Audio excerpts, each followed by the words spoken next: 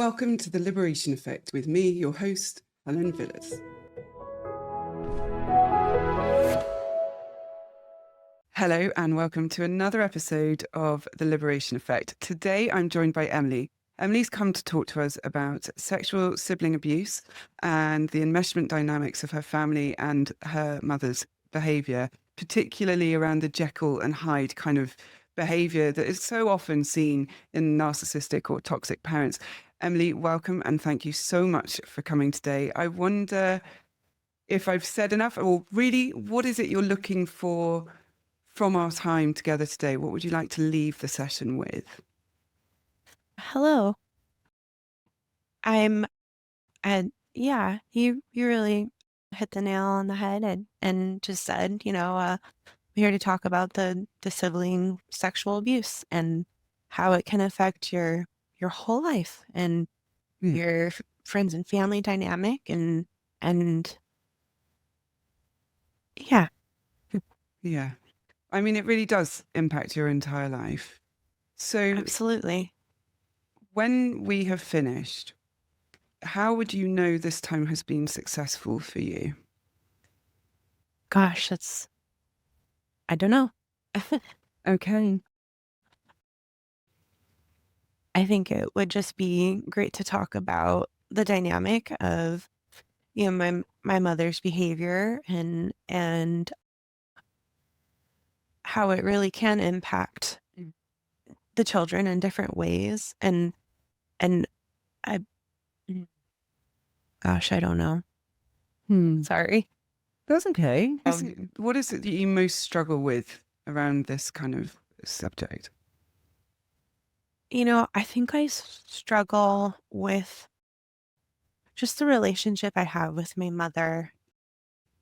We are actually going to we've been estranged now for about 4 years, and we're about Mm. to go into a group counseling session. And I still feel so unsafe around her. Mm. Um, you know, I I think I revert back to very much so that little girl who she's screaming at. Mm. And I'm so worried because I have two children who I've kind Right. of estranged them from. My husband's helped me out a lot with that. And I, he's so good because he's like, we don't want them to grow up being angry with us, saying you kept us away from perfectly good people. Mm. And I find myself struggling to be like, but they're not perfectly okay people. Right. They are okay. They're not bad people, but I've seen through her actions, not just with me, but with my nieces who are a little bit older than my children, she's had Mm-hmm. some authority over, and it's the same dynamic. It's the control. It's yeah. And I feel bad for my brother as well because I think through it all, he's really latched on. He's well into his 30s, almost 40, still living at home, Mm. no direction. And I'm just like, how is this normal? Like, how is this okay? Mm. Mm.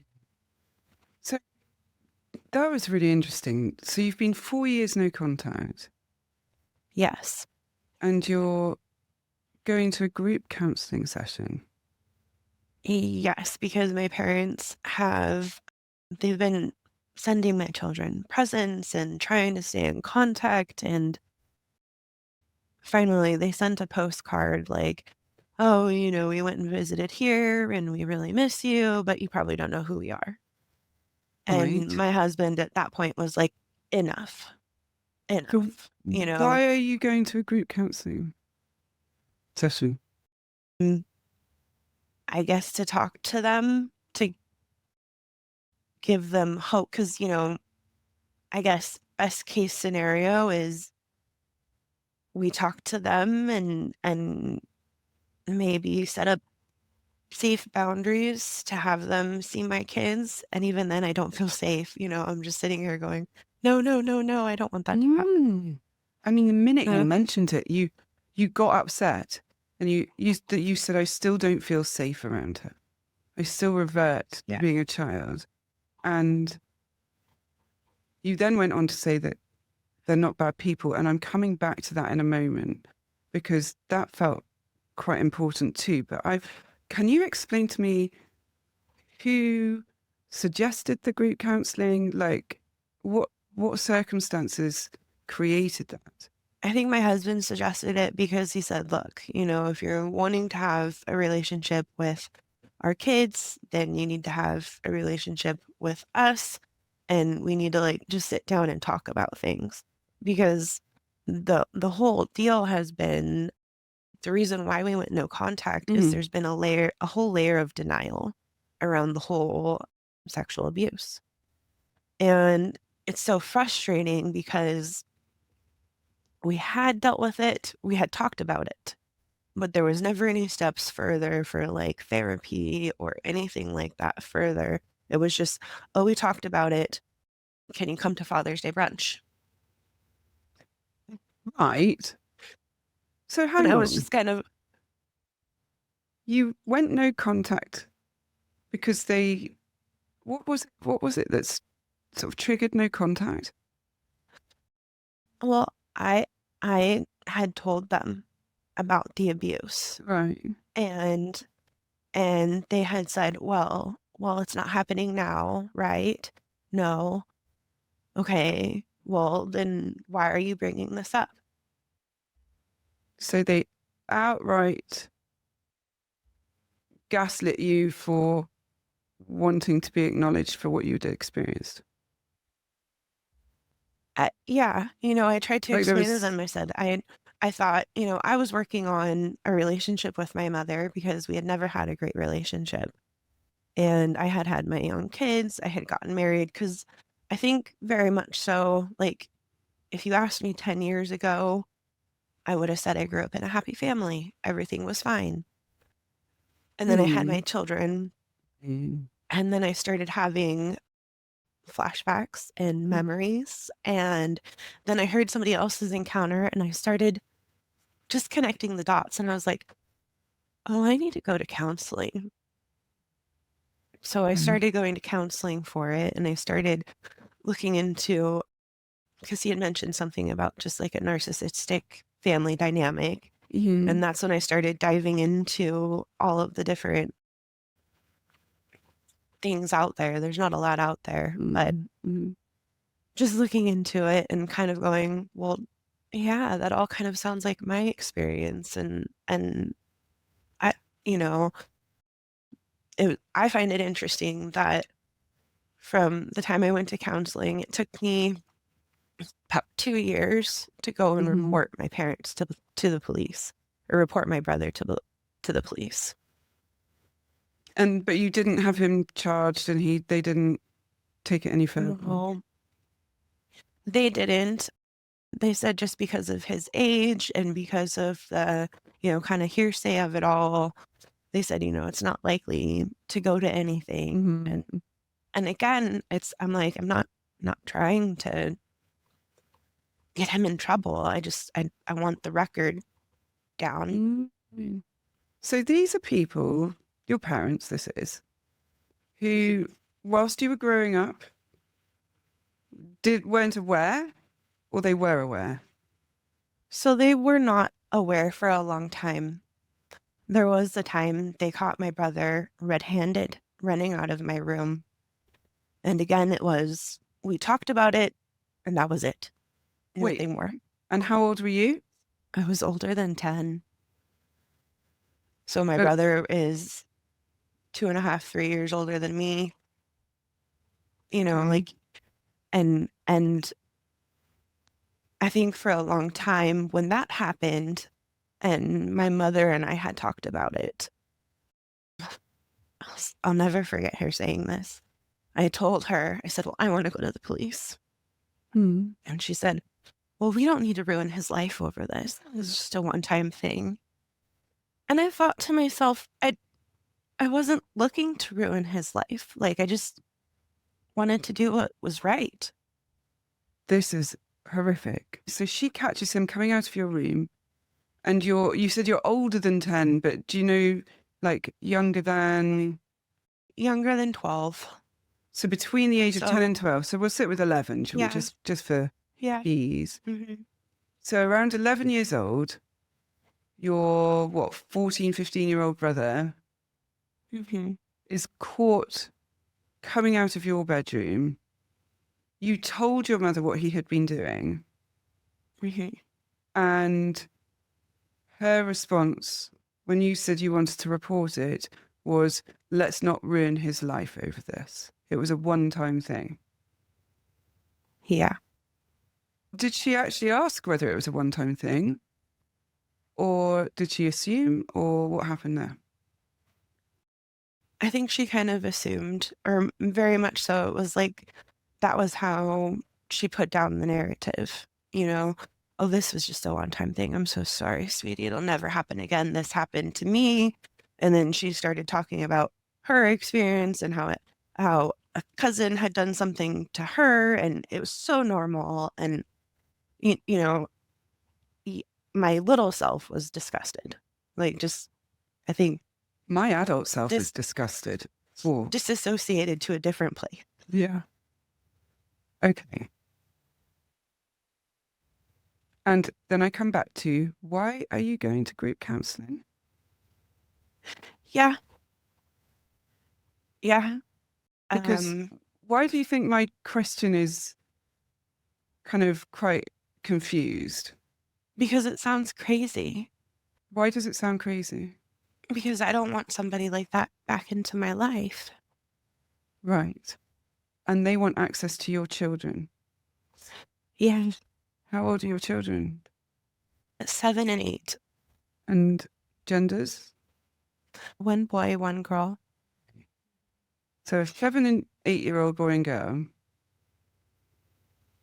And this woman who, on hearing that your brother had been sexually abusing you, dismissed it, normalized it, minimized it, made it all about her, refused to hold him accountable through the proper channels. And when you've raised it as an adult, why are you bringing this all up now? Right. It's like, well, we've already dealt with this. We've already Okay. talked about it. And it's like, So, but have we? So I guess maybe going to counseling to talk about all of the things and say, why? Why mhm, should I allow you back into my life? I already feel like I need to protect myself and my children from you, mhm, and I, it's not to say that you're bad people, but why do I feel like that then? And have somebody safe there to talk to with it mhm, through. mhm. No, I Because do see I, the th- logic in that. I really understand from your point of view the logic of that. But I wonder, what is it you're that hoping to get from that session? I guess confirmation that that it's okay to walk away To from my parents what is and it that you have need? them be involved in my children's What, life what is it that to you get the need okay from. confirming? Which bit do you struggle Um, with? I guess I've just allowed them to gaslight me into thinking that, Mm, this was such a far away mm, thing that it's not a problem. And I think too, I'm worried about my mother's control. mm, I'm worried they're gonna, I don't know, just like fool everyone again, much like the Jekyll and Hyde scenario. mm.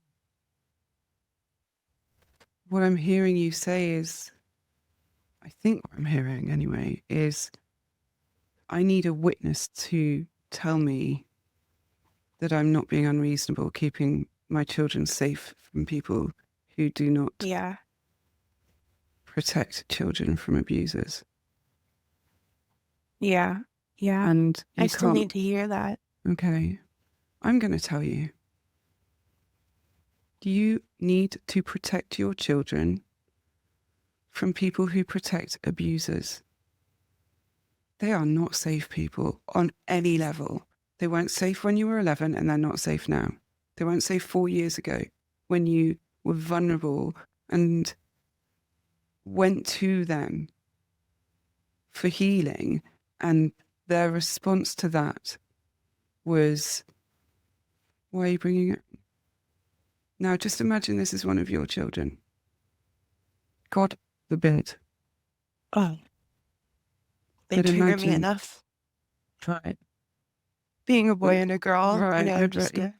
the wrestling and everything. It's like, oh, stop, no, whoa. And that's But they're supernatural. fine. But Oh, I there know. is, yeah, it's not a typical thing. It can be in narcissistic family systems, especially when there's enmeshment, especially when one child is entitled and not being, given good boundaries and what have you. But we can talk about that in a moment, that kind of how they're triggering you, because I imagine that's incredibly difficult. Okay. Okay. But your parents are not safe on any level. And I said to you about the kind of coming back to the not bad people. Let's put a definition for what a bad person is. What would Mm, you believe a bad person to be? like somebody who's gonna kill you or rob you or take advantage of you. Mhm. What about people Um, who protect those people? yeah, they're colluding. They're, yeah. So if I found out that my friend had raped somebody and I do nothing about it, or even worse, tell the victim, oh, come on, it's not that big a deal. Like it happens to all of us. Am I a good person or a bad person? Bad person, Okay. or at least not an understanding one. Who, what is there not to understand? What Oh, is there not to understand? that's Her child, one child was abusing the other sexually. mhm.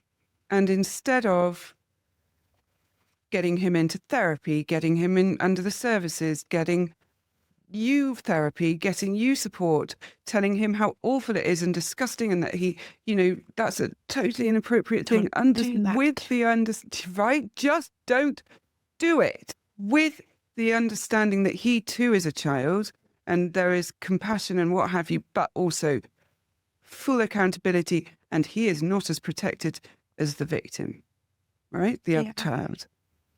Hmm. That is Yeah. not a good person. Hmm. That, you know, that little you was subjected to horrific abuse by your brother, not then protected by your mother, but worse than that, she dismissed it as normal and made it all about herself. Hmm. But that's what she does that. So, Okay. Oh, so that's okay. no, Can I understand that. you You're see right. how you might collude with the gaslighting by accident? Absolutely. That kind of, Absolutely. I yeah, did. I that did thing. for a long time. I did. It wasn't Mm, until I had started going to counseling and my husband's going, well, are you okay? Are you all right? And I was like, yeah, it's not about you. And mm. he's like, well, okay. And I'm like, Okay. just trust me, it's not about you. And so I had gone to counseling for quite a while. And I finally told him about, kind of what had happened. And he was just so angry and like Mm, rightfully so. And it was like,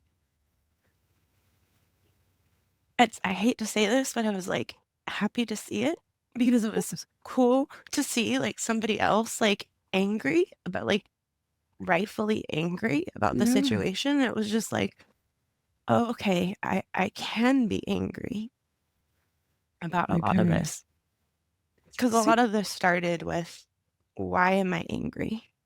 Because I was an uh, angry teenager. I went through I threw myself into harmful situations, harmful mm, relationships, older men. I was not thrill seeking, but I think like trying to replace the memories with other things.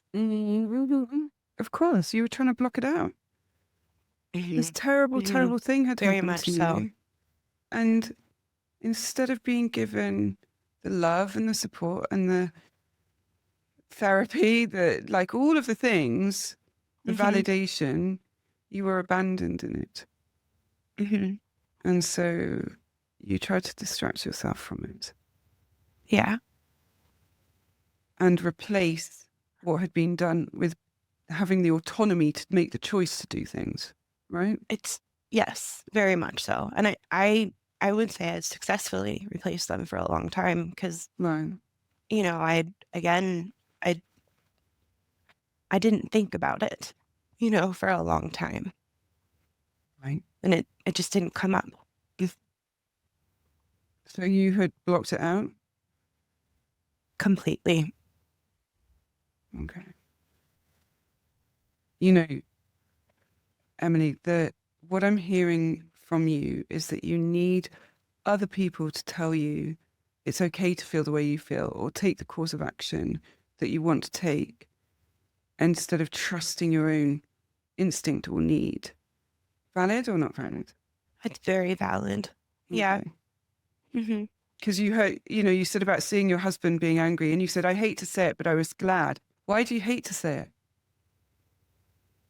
Because It's the, I feel like it's go a on. shame. I feel like Mhm. it's shameful to be happy that he's angry. Or is it just such a bloody relief that somebody is showing you how awful what had happened to you had happened is, Yeah. right? Mhm. There is the validation of his anger for you. That's not shameful. That is perfectly normal. Thank you. Yeah. The word shame is one of those things that a lot of people don't really know about and they don't really connect to and they don't really know how they experience it. And yet it drives all of their behavior, all of their choices, all of their thoughts Mhm. around themselves, all of the ways in which they interact with other people, Yes. She's a right? beast. Hmm. I still struggle with the, I don't know what to call it, but not being productive when like even my husband, he's a very safe person, but he'll walk in the room and I have to be, oh, gotta get up and do something, and Mm-hmm. like we've been married for 10 years and I'm like, sit down. You're okay. Right. It's fine. He can walk in and you can be watching TV and that's okay. He's never been upset over that. But it's just ingrained in me to like get up and be productive when there's an adult in the room. An adult. Mhm. That's an interesting way to describe your husband, your partner. Yeah, partner. Yes, that's right. What would you what do you mean by calling him an adult? Well, he is older than me, but he is just very much so type A person, Mm-hmm. whereas I can be kind of the type B or I don't know if you're familiar with like Gilmore Girls, the Not mother terribly, who but rescues. Okay, yes, I the think mother. I do know who you It's like mean. she's just very, free spirited and does her own thing, but it can also be like klutzy and I forget things and lose things and I don't know, irresponsible. Human? It's yes, yes, I'm working on it. I mean, that is just the human experience. You're just different people. So your husband is what, always organized, doesn't lose stuff, all that? Or, He does. Not always. I am kind of putting him on a pedestal. He can be messy okay. too. So he can be human and it's okay, but it's not Mhm. okay for you. Mhm. And it makes you a type B. Yeah, I I see what you're saying. What am I saying? What do you see me saying? That I'm just being myself and You're that's just being a okay. human being, Yeah. right?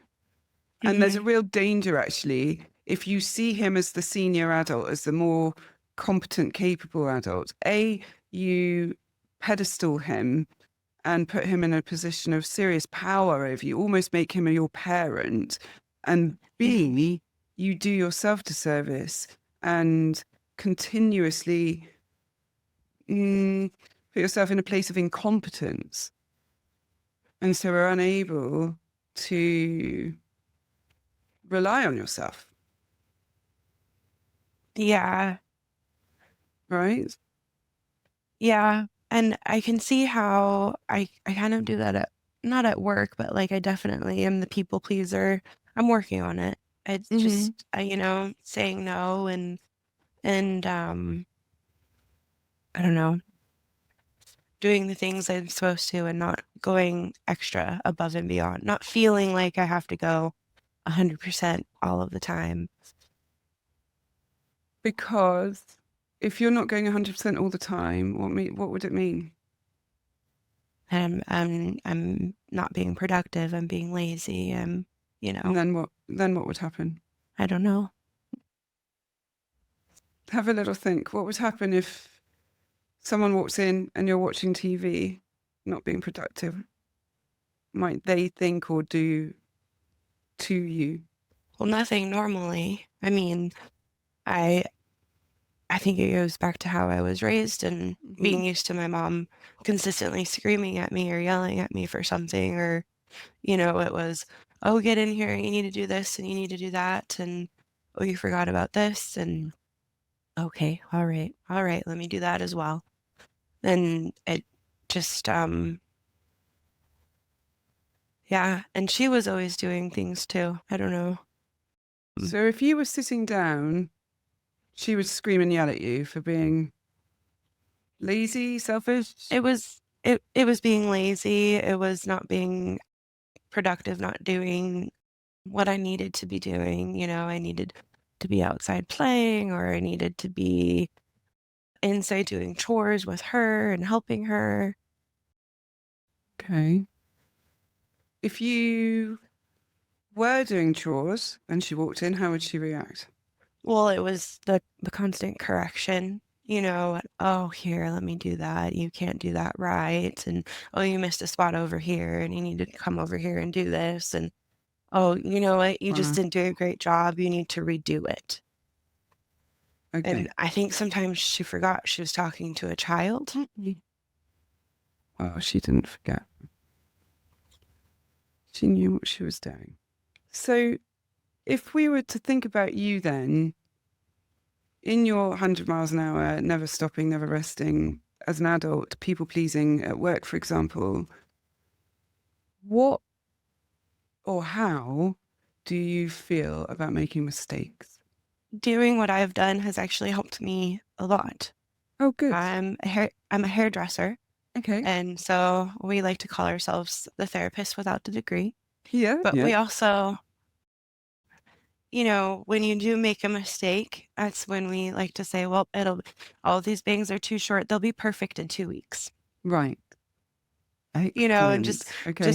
in a, hey, it's a lot of having to say, hey, I made this mistake. I'm so sorry, being accountable for it. And then going and saying, oh my gosh, maybe I can get you a free haircut, or maybe I can, fix it somehow. But in the end, it's a mistake.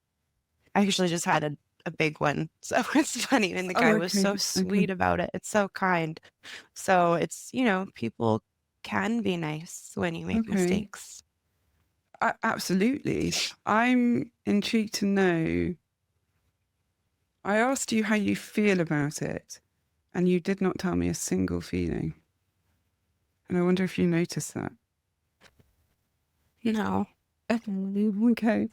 If you think about, go on. I feel overwhelmed and awful, and I instantly want to just. Excellent. Okay. Overwhelmed and awful. Yes. Go on, keep going. Oh, just, like, oh my God, I gotta figure this out. I gotta fix it. Right. Just kind of that frantic feeling. So what would you be scared of happening if you, yeah, but from them? Like, what do I need Can if I I just make a put to baby? you, Emily, I'm just going to point out, you needed to cough and you apologized for coughing. I'm really bad at that. Okay, can I show you what I would do if I needed to cough? And it's Uh-huh. slightly different because I do this all the time. But what I would do is go, I would have just muted and coughed. I wouldn't even have thought Okay. anything of it. Okay. What the Thank point? you. Well, the reason I'm showing it to you is the apologizing and the explanation of need meeting and the I need a thing and a very, very basic human need of just to cough and then apologizing to me for coughing. And what? I'm a chronic apologizer. I think sometimes I use it instead of, excuse me.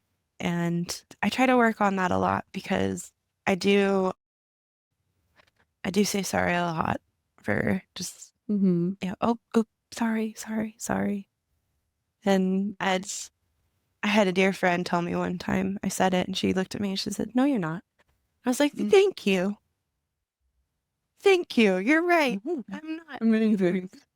Amazing. Hmm. Hmm. Oh, good. Okay. Okay. So you're constantly apologizing to avoid something. What do you think you might be avoiding? Confrontation. Okay. So you're getting out ahead of it. So if I Hmm. apologize, then you're not going, before you've even said anything, you're not going to challenge me about it, criticize me about it. Yeah, maybe. I'm letting you know that I'm inconvenient and that I've put something on you. Is that, does that ring true? Yeah. Yeah. Yeah. Yeah. I feel very inconvenient to people. Okay. That's so sad. Really, that's so sad. You feel inconvenient to people. Yeah. Ew. What's happening? I guess I'm sad because that's true sometimes. I do feel inconvenient. I feel like I'm just here to serve, here to be for other people. And I definitely struggle with having my own wants, having my own dreams. Mhm. My sister-in-law asked me a question that still haunts me.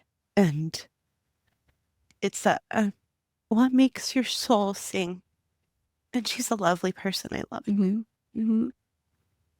I think the way I answered it back then was, oh, I like helping other people. That makes me Mhm. happy. Making others happy. That Mhm. makes me happy. But I think really I'm just piggybacking off of their happiness and not finding what I need and want a Gosh, lot of that's the a times. really powerful insight. I'm piggybacking off their happiness, almost like I'm only allowed second party happiness, secondhand happiness. I'm not allowed my own happiness.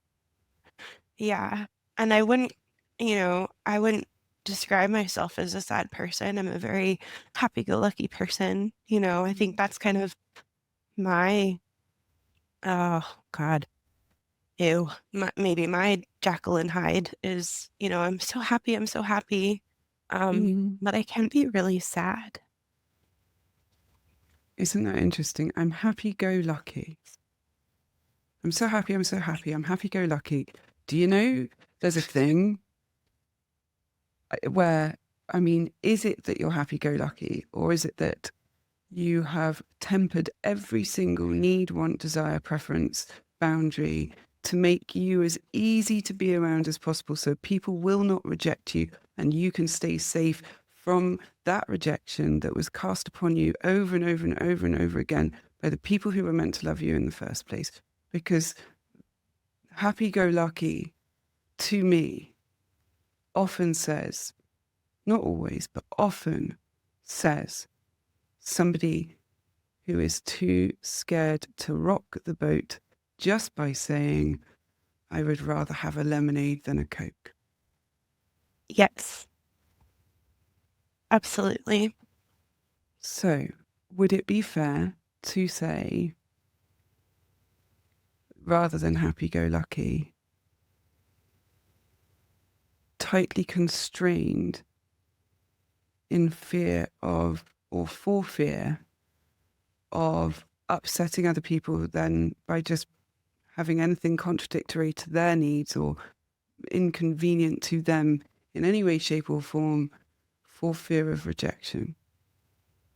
Yes. Okay.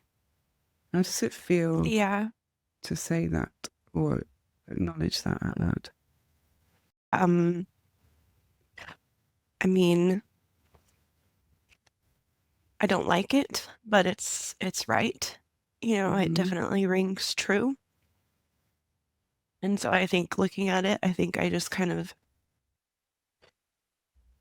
know I have some walking back to myself I need to do. May I just slightly rephrase that for you? Yeah. I don't know that it's walking back to yourself. I think it's walking into yourself. Yeah.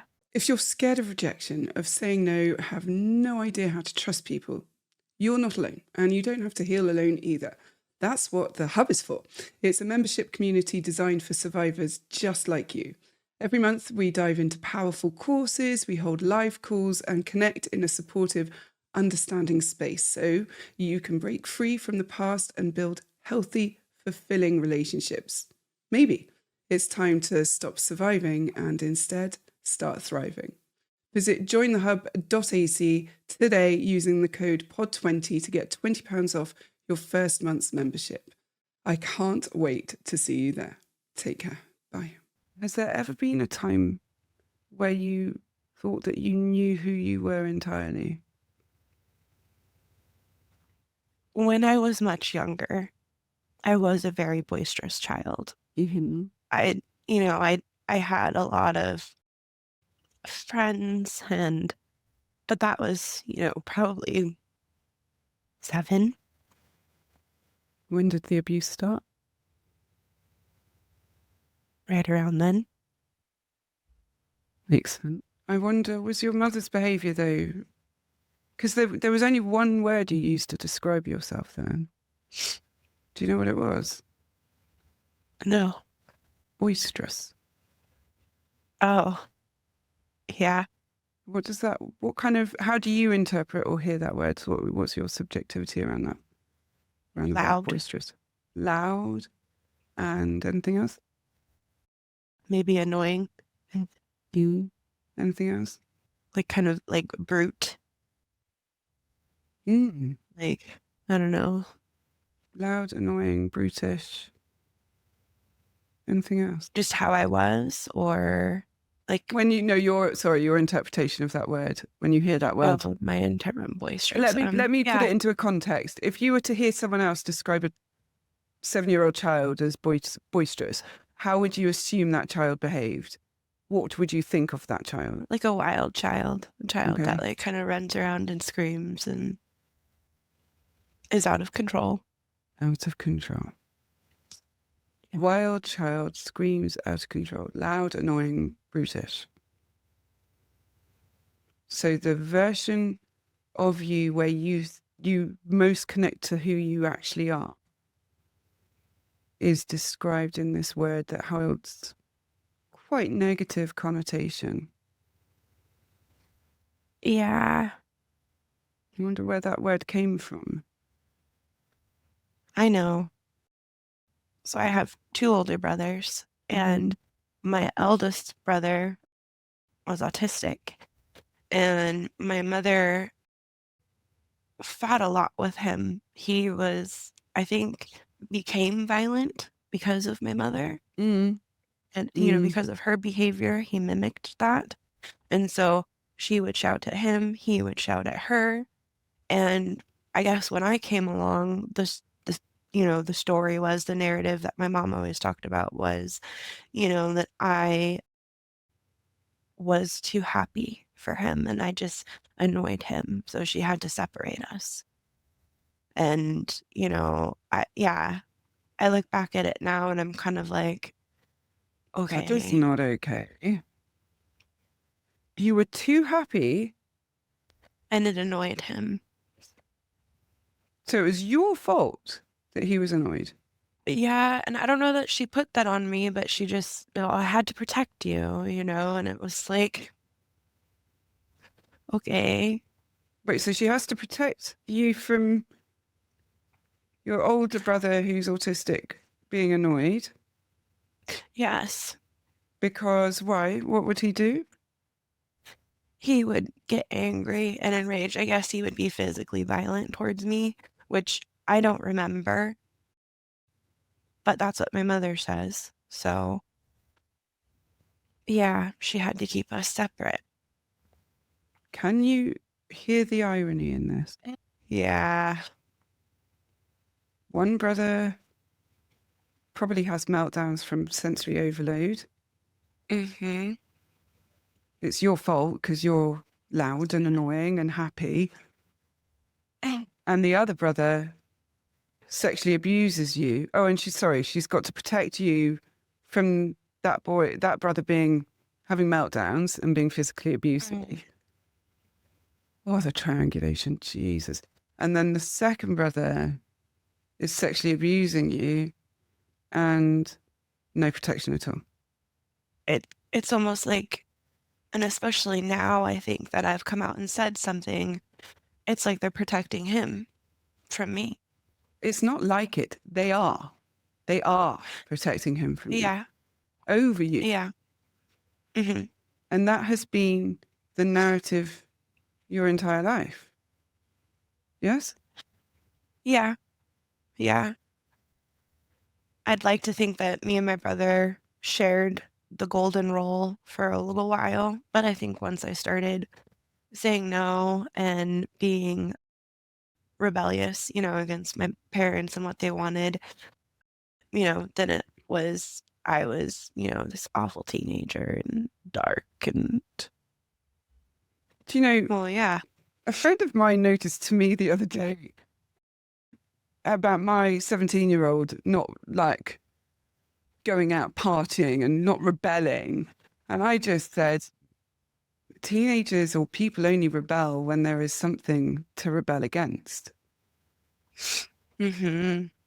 He doesn't need to rebel because there's nothing stopping him asking to do things or being supported. Like there's nothing that is controlling. It's always been my parents' narrative, and I hate it because they'll talk about my nieces and, oh, yeah, just wait till they get till they're 13, 16. Oh my gosh, it's just so awful to have a teenage girl. And I kind of want to go, no, it's not. Oh my God, My no, it is daughter's a not. delight. And, Yeah. and, Listen, I've had a teenage foster daughter. They are fun. They can be spicy, great. but Yes. do you know what they are? Absolutely behaving appropriately. Yeah. Right? They're going through the biggest physical change they will ever go through. And on top of that, experiencing all these social dynamics that have suddenly shifted because your best friend from childhood all the way up to yesterday suddenly hates you for no reason. And you have no idea. And you're a social leper now and you're exiled. And again, no bloody idea. Right? And Yep. the only people that are going through the same thing as you are self-centered on their own experience of going through the same thing. You can't talk to them because the other side of that is they might use that and make you look worse to make them look better because it's social suicide at that age, right? Mm-hmm. Social Oh, yeah. connection in teenage years is absolutely everything. You are meant to reject your family values when you're a teenager. It is an absolutely normal process. Mm-hmm. And what they have done is punish you over and over again for being a normal teenager reacting to an environment where she was not protected or safe. 11 years old, Emily, and she found you being sexually abused by your brother and did nothing. Nothing. They are not good people. They do not Yeah. deserve your time. It's not for me to tell you what to do, and I'm not going to sit here and pretend I should. But I wonder what part of you is deferring either to your husband or your parents in meeting their needs above your own because you have to give them a chance. I think about, I guess, you know, you do the little me work and then the teenage me work. Mm-hmm. And sometimes I ask myself, well, what does adult Emily want? And I think in a perfect environment, I want a relationship with my parents. Mm-hmm. But I don't know that they can meet me there. Did you You hear know, the situation in which you would be able to have a relationship with your parents in the perfect environment?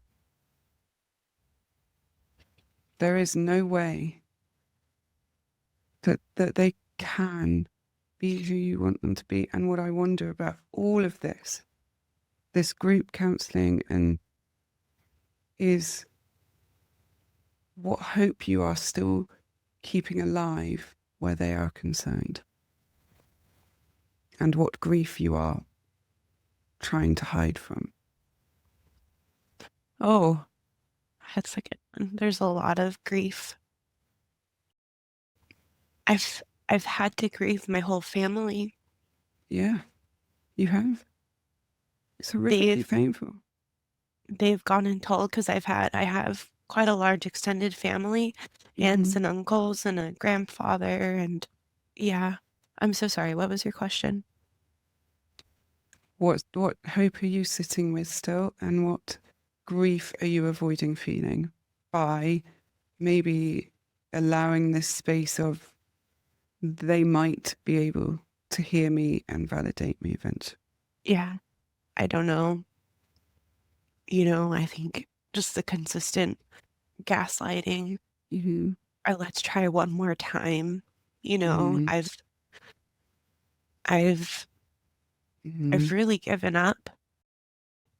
And then I had my older Mm-hmm. brother try to talk to me and my grandfather tried to talk to me. And both of them were just very hurtful.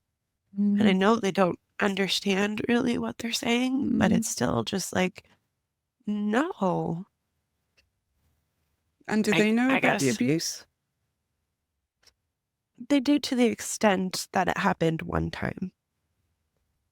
And Right. still that should be enough, but I guess it's not. My family kind of banks on the whole religious, you need to forgive, and you need to Mm-hmm. forgive and forget. And I I've I've really just told them, I said, well, if I hadn't forgiven, why am I here? Like I don't and forgiveness for who? For me, for Mm-hmm. not standing up for myself, or not doing what I need to do, for for believing you'd be there for me. Emily, there are some things that are beyond forgiveness. Forgiveness is not necessary to healing. Forgiveness of the No. other party.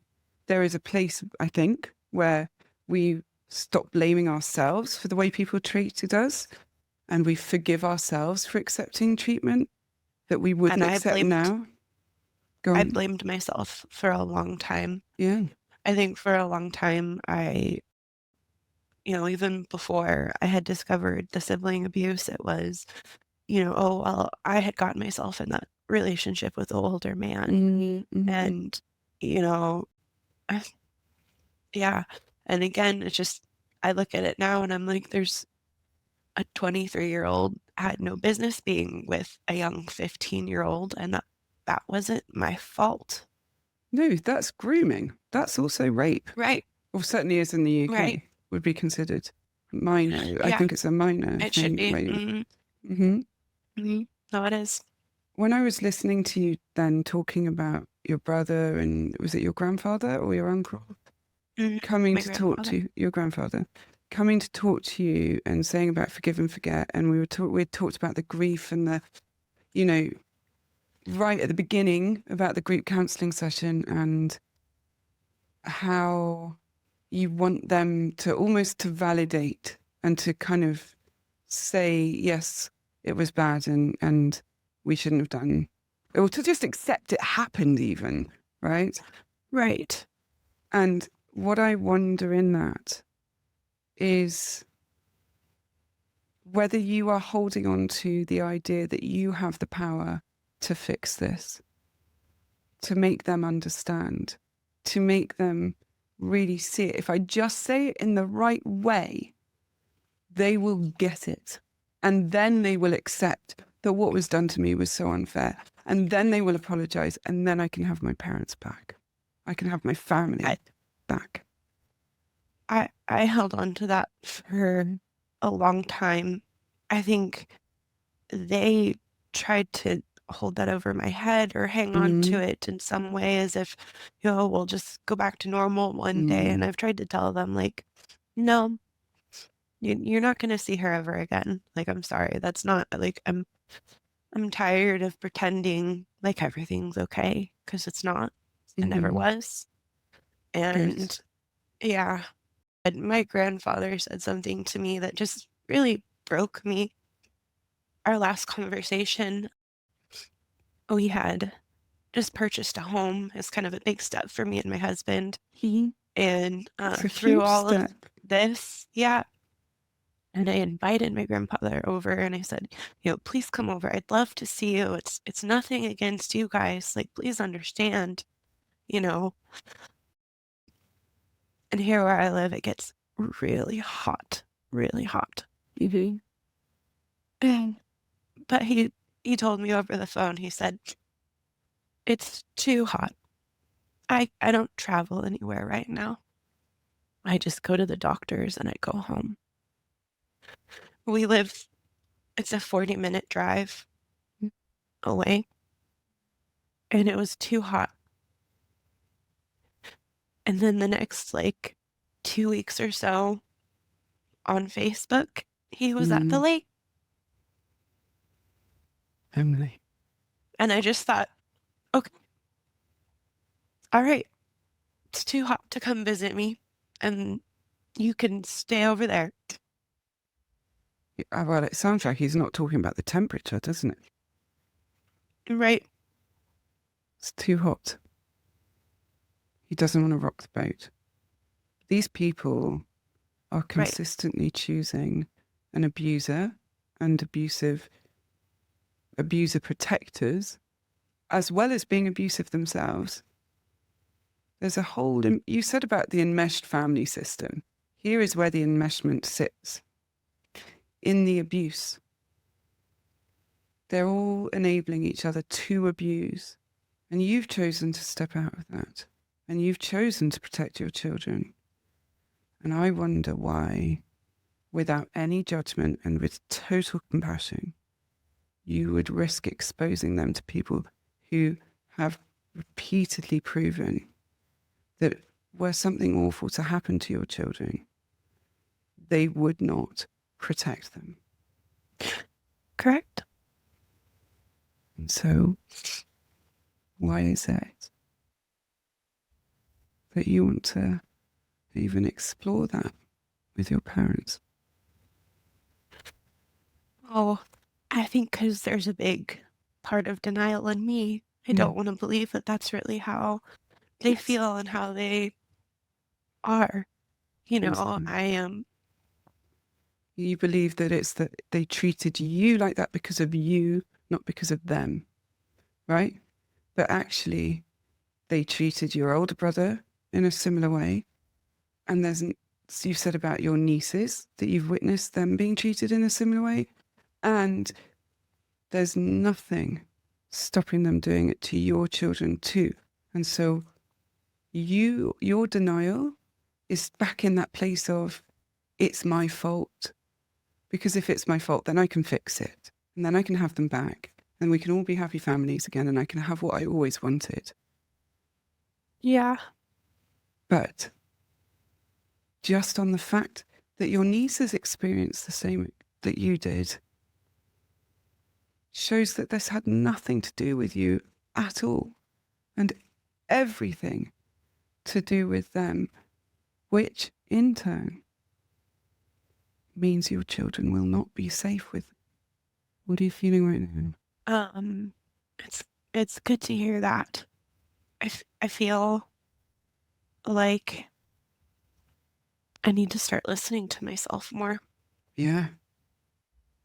Yeah. And, we can do the session and appease my parents, but like, I don't really have any hope for it being any different. I kind of just assume her true colors are going to show, Mm-hmm. and we'll move on from there, I'm still curious as to why they even deserve any of your time.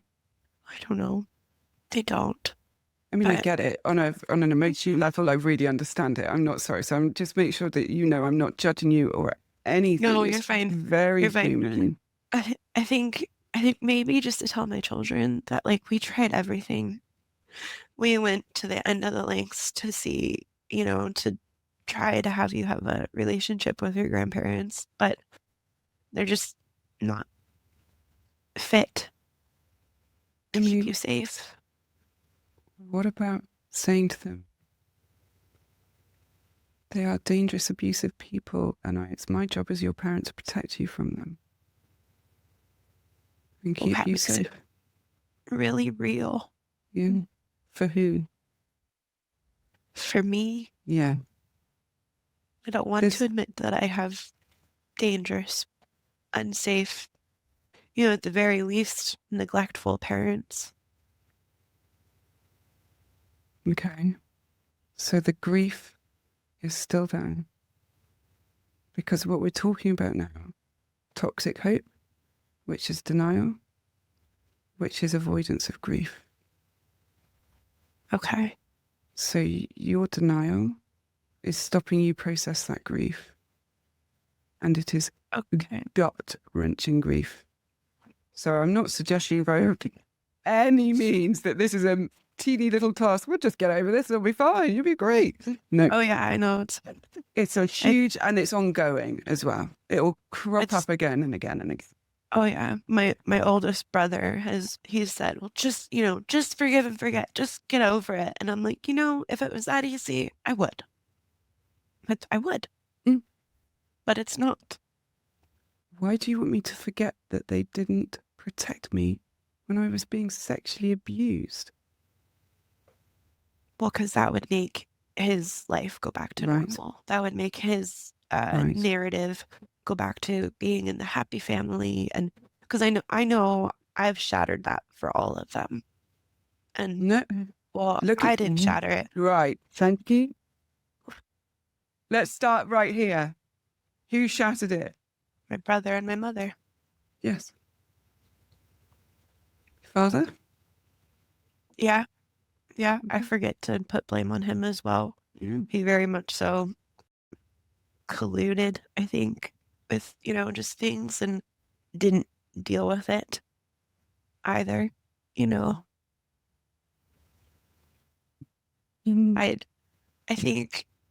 I think that's why I learned to just move on as I watched my father just move on and, oh, okay. And I think a lot of the fear of saying anything was that he was going to be angry.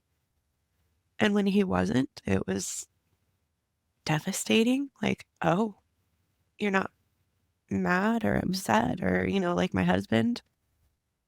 Like, oh, ouch. I mean, Emily, the abandonment.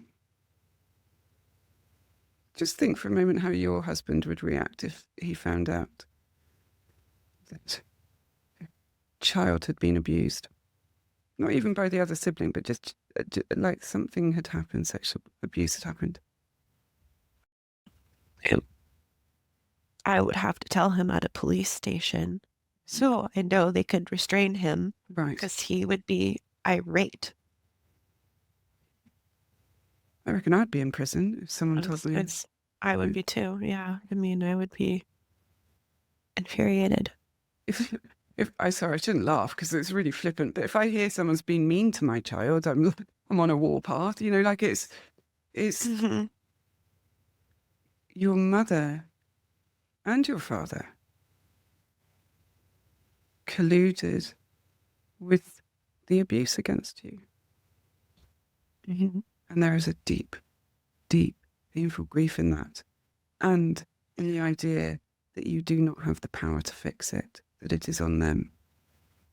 Yeah. And it deserves to be honoured. 11-year-old you deserves to be honoured in that grief. She was catastrophically let down and abandoned, shamed and Yeah. humiliated. Mhm. Mhm. And she acted out accordingly. She didn't act out. She reacted to the Mhm. environment she was in. Mhm. When you say act out, can Yes. you hear how it's blaming? Yeah. Yeah. Yeah. Language Very is much so. so important. It's so It is. important It is. because you apportion blame, responsibility. Mhm. You have to be so careful Yes. of what Yes. language you're using. My daughter will catch me. Just the other day, we went to a store and she got a lemonade and walked into the car and she dumped it all over the place. And I thought, oh, well, you need to be careful. You need to be watching out where you're going. And she said, no, Mom, I just spilt it. I said, okay, you did. You're right. And we can clean it up. No worries. Like it's, Amazing. yeah, But like, looking at the uh, safety that she had to even correct you. Say no, Mum, it's not that big a deal. and I'm proud of myself for being like, oh, yeah, you're right. Okay. Emily, I'm going to give you one big tool that I think is going to help in the whole of this situation, and that is identity building exercises. When we are deferring to everyone else's opinions like this, or everyone else's beliefs like this, even with your husband, this happened to you. This thing happened to you. It didn't happen to your mother. It didn't happen to your father. It didn't happen to your husband. It happened to you. And you get to decide how that is redressed. You get to decide whether or not your children are exposed to your parents, whether they have atoned enough, repaired enough, apologized and taken responsibility enough for you to feel like your children are safe. But until then, nobody gets to decide it but you. They are not good people. They are not safe people. And your children deserve better than you got by being put in the way of abuse with no heed for safety. And I know that's not what you want. And I know that's not what you would for a second be willingly giving. But remember that just by having that meeting or that counselling session there, you're opening the door ajar. 4 years of protection, 4 years of safety. You didn't even get 2 words into that sentence of, I still don't feel safe, without it becoming emotional for you at the very beginning. They are that much of a threat. Your body, your brain is telling you how threatening they are, and it is right to do so. So the thing I'm going to suggest for you to do as a almost solution to all of this is build your identity up. Start noticing little things. When you're looking around you, do I prefer this colour or that colour? Do I prefer this temperature or that temperature? Do I prefer this sensation or that sensation? And as you build on that, an identity grows. And the reason you didn't have one in the first place was because while everybody else was busy building an identity and exploring the world and their bodies and things they like and their preferences and things they didn't like, boundaries that they want, and all of the way relationships look and everything like that, while they were doing that, you were busy surviving. You didn't have time to do it. Yeah, right. You do now. I do. You do. And you deserve it. Little you deserves it. Your children and your husband deserve it. To know you. Thank you. Right. Total pleasure. I mean, coming to the end of the time together, and I wonder, were there any questions that I haven't answered, anything that's not been said, or anything that we need to continue exploring before finishing? I don't think so. I think identity building is a really good thing. I know I've needed to look into it. It's just it's making the time process to do it. Yeah. You're doing it all the time, but it means listening into yourself, right? But the other side of it is it means letting go of what has kept us safe for so long, and that is difficult. Yeah. Yes.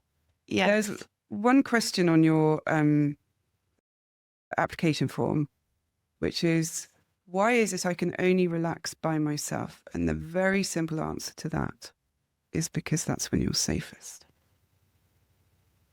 Yeah. Right? There's no judgment. Nobody can judge me or shame me or whatever. Yeah. So, as with anybody that comes on the podcast, when you leave the session, you are so welcome to email me and ask any questions. If there's anything dangling that we didn't resolve or tie up, please, by all means, get in touch and let me know. Okay. And of course, I will be here and answer. Thank you. You have been an absolute angel to work with, Emily. Thank you. Oh, thank you. Well, I think there is a need to hear you are not a bad person. That if we're looking at the relationships between your parents, if we're black and whiting it and looking at who's good and who's bad, the person who protects from abuse is good, and the person or people that do not are bad. If we're black and white. Yeah. Mm-hmm. Yeah. Okay. Do you think that'd be a good way to present it to them and ask them? What do you owe them? What do you owe them? Oh, Truly, nothing. I mean that genuinely, right? We can get caught in this loop of I have to because they demand it. No, that's not true. It's not true. Right. Just because they want it. Don't forget that fear, obligation, and guilt is incredibly weaponized against you. It's incredibly strong. But you do not have to meet their need just because they demand it. You do not owe an explanation. They've actually got one already. What more do they need? You're right. You're right. They've been told. And they have not yet changed their position. Yeah. That session is just going to be an attempt to manipulate and bully you into allowing them contact with your children. Yeah. So there's not going to be atonement. I will eat my trainers if there are. I was going to say hat, but obviously not wearing one. I'll eat my trainers if they were to come to that session and apologize for the way they behaved, the way they minimized, normalized, and have had you excluded and exiled as a result. Right. Right. Yeah. That's not going to happen. I mean, I can hear everyone go, you're being really concrete and you're being really like directive, Helen. Yes, I am, because I know. I do know. Mhm. It's predictable. If it was going to happen, it would have happened. And it certainly wouldn't be happening like this. They would have gone to individual therapy, worked on it themselves, written you letters of atonement and apology. They would have told everyone in your surrounding circles how they did the wrong thing and they're so sorry. And nobody, not one bloody person, would be coming to you to say, forgive and forget. Not one. They would be coming to say, it's awful what they did to you, and they recognize it. And they are so sorry. They understand that you may never forgive them, but they want you to know how sorry they are. And if there's anything they can do to atone with no expectation, no condition, then they will do it. Has anyone done that yet? I had one aunt, and she's the one aunt I've always looked up to. So that was like I think maybe the one hope, maybe the one thing that keeps me hanging on. One aunt, she came to visit our house, Mm-hmm. but other than that, I don't. I Did guess she I don't reach validate? out. Did she do what I just said? Yes, Good. Okay. yes. She told me she was so sorry, and if there was anything anything she needed to do, she would do it. And it was just, she was the aunt I wish was my mother. Okay. But she also does not get to demand that you go into a counselling session or anything, or nobody gets to tell you how you can handle it or should handle it, including me. If you want to go to it, you go. But with wide open eyes. Yes. Right? Yes. Yeah. The danger is that you get there and the behaviour is so awful it wounds you further. And worse, they've now got a foot in the door. Yeah. Yeah. But that is your decision to make, not mine, not your husband's, not your aunt's, not anybody's, but yours. It happened to you. Thank you. My absolute pleasure. Thank you, Emily, for coming on. Thank you for sharing such vulnerable information. And as a final thought, I want you to remember, shame does not belong to us. It belongs to other people. It is what we perceive that other people think of us that creates shame within us. And if people think we are bad for having been sexually abused, that is not about us at all, on any level. Okay? Thank you. Thank you. Well, I guess that's it for this week. Thank you very much, Emily, for coming on, being so open and honest, and everyone for listening. And I guess, as ever, all that remains to be said is take care. Bye. Bye.